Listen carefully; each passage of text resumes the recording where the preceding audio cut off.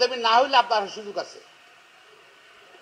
আবার ড্রাইভার আবেদ আলী যেভাবে গত 25-26 বছরে দুর্নীতি করছে, প্রশ্নপত্র জাল করছে, ফাঁস করছে বিসিএসে, তারও ধরেন 15% কোটা। আমি এটা অস্পষ্ট, এটা ছোট্ট একটা আদেশে যেটা বললেন, তো সরকারের কাছেই তো ক্ষমতা নাকি হাইকোর্ট বললেন। সারা দেশের বিশ্ববিদ্যালয় কলেজ শিক্ষার্থীরা আন্দোলন করতেছে এবং যারা বেকার, উচ্চ শিক্ষিত বেকার চাকরির জন্য ভেঙে পড়ছে তারা আন্দোলন করতেছে। অনেক কেলেঙ্কারি বেরিয়েছে, কারো মেয়েকে বিয়ে দিবে সেই জন্য চাকরি দিচ্ছে কোটায়। আর কোটা তো আমি কোর্টের আদেশ নিয়ে কোনো কথা বলতে চাচ্ছি না।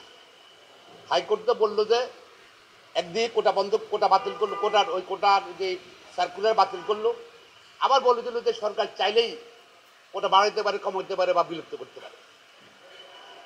আমি এটা অস্পষ্ট, এটা ছোট্ট একটা আদেশে যেটা বললেন, তো সরকারের কাছেই তো ক্ষমতা নাকি হাইকোর্ট বললেন। আবার অনাবল আবুল হোসেন স্ট্যাটিস্টিক দিয়েছেন, সেটা আপনারা দেখেছেন, সে বলতে চাচ্ছি না। শুধু কোটা সম্বন্ধে বলতে চাই, টোটাল 56% কোটা,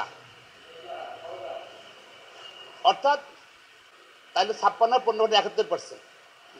এরপরে আপনার ধরেন মেধাবী অনেকেই তাদের পুলিশ রিপোর্ট দিতে হয়। পুলিশ রিপোর্টের সময় সেখানে পুলিশ বলছে যে এটা ওই পরিবারের সন্তান, এর জন্ম ওইখানে, মানে অন্যদেরকে দেওয়ার জন্য, সেখানে 15% কেটে দিচ্ছে মেধাবীদেরকে। তাহলে কত গেল? আরো 15 গেল নাকি? হ্যাঁ, 86।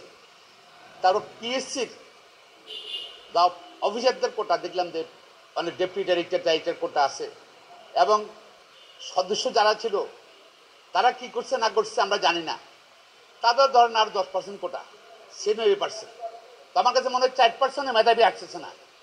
এতে গিয়ে জাতি বিশাল একটা সংকটের মুখে পড়বে। কারণ মেধাবীরা প্রশাসনে না আসলে,